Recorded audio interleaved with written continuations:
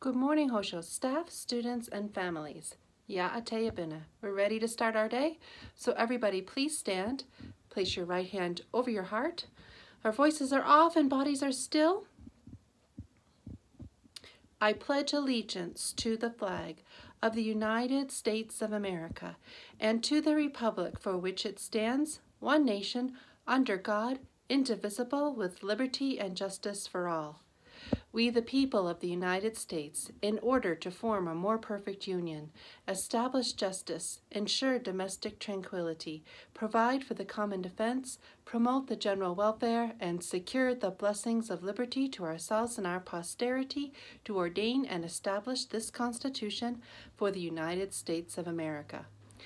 Good morning, everyone. Today is Tuesday, March 9th, and we're ready to start our day with some music. And as we said yesterday, this is a very familiar tune, a melody that you will hear around this time of year, especially on St. Patrick's Day. Was it familiar to you? See if you can remember the name of the composer and the piece.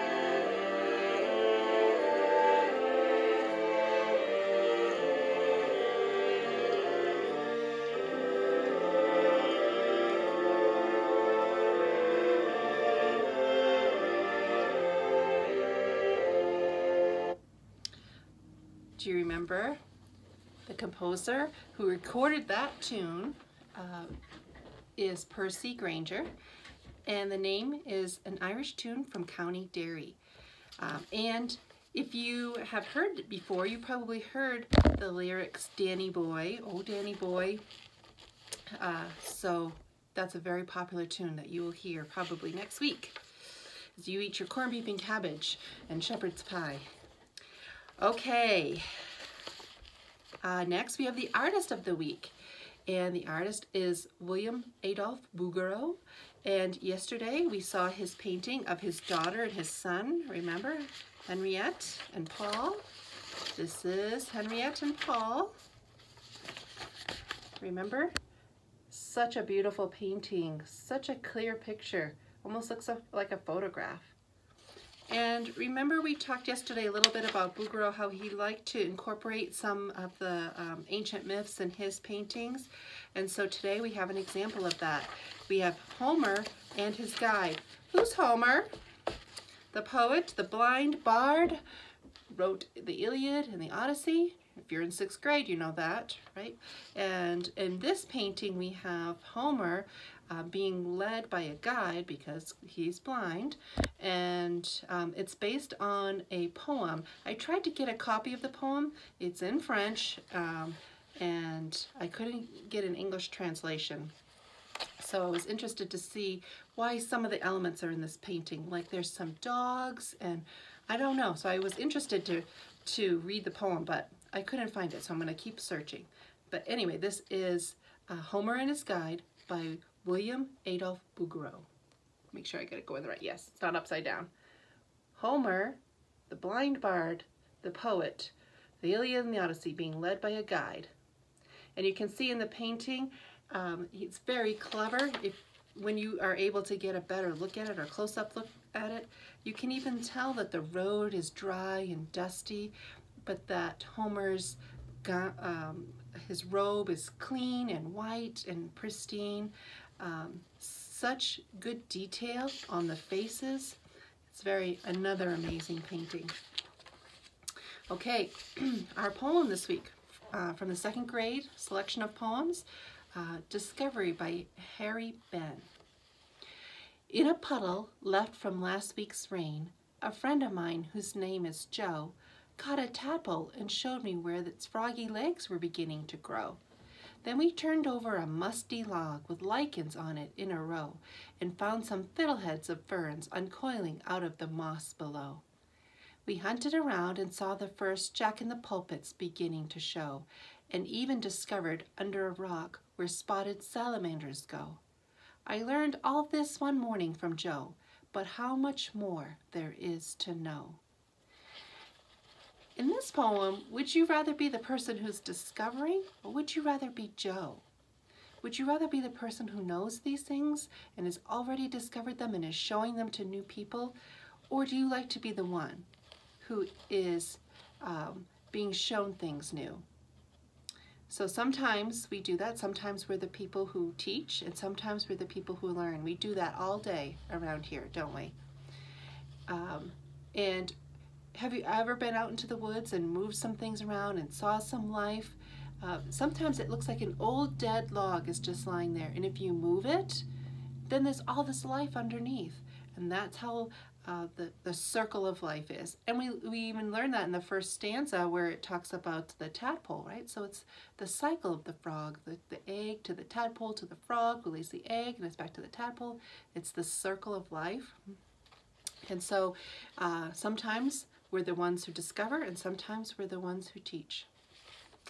Okay, friends, amendments. The amendments to the Constitution are called, the first 10 are called the Bill of Rights. That's right. And so we don't forget. How about we do the Third Amendment together? No soldier shall in time of peace be quartered in any house without the consent of the owner, nor in time of war, but in a manner to be prescribed by law. That's right. Okay. Let's see here. Fifth Amendment, fourth, sixth.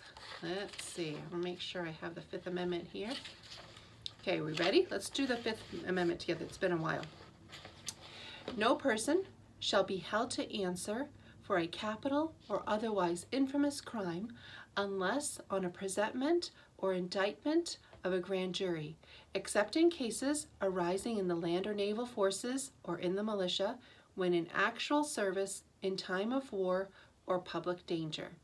Nor shall any person be subject to the same offense to be twice put in jeopardy of life or limb, nor shall be compelled in any criminal case to be a witness against himself, nor be deprived of life, liberty, or property without due process of law, nor shall private property be taken for public use without just compensation.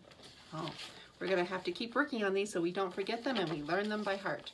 Okay, so the Sixth Amendment.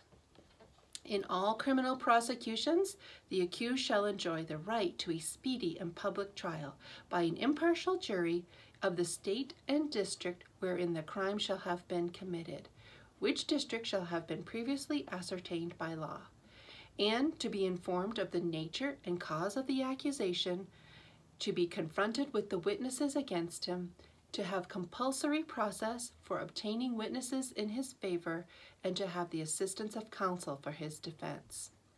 Now that was the sixth. Now the seventh. In suits at common law, where the value in controversy shall exceed $20, the right of trial by jury shall be preserved, and no fact by a jury shall be otherwise re-examined in any court of the United States than according to the rules of the common law. Okay, don't want to forget, keep practicing. No birthdays today, so happy on birthday everyone. Some announcements. We had a big announcement yesterday. If you want to return to school all day, every day, Monday through Friday, we're going to start that back up after spring break. Takes a lot of work to put that together, schedules and the comings and goings while we're trying to maintain COVID safe practices still. So we're going to try to do our very best to get that ready for you on Monday after spring break. So next week is spring break. When you return on Monday, it'll be for a full day and no more Wednesdays staying at home, coming into school on Wednesdays.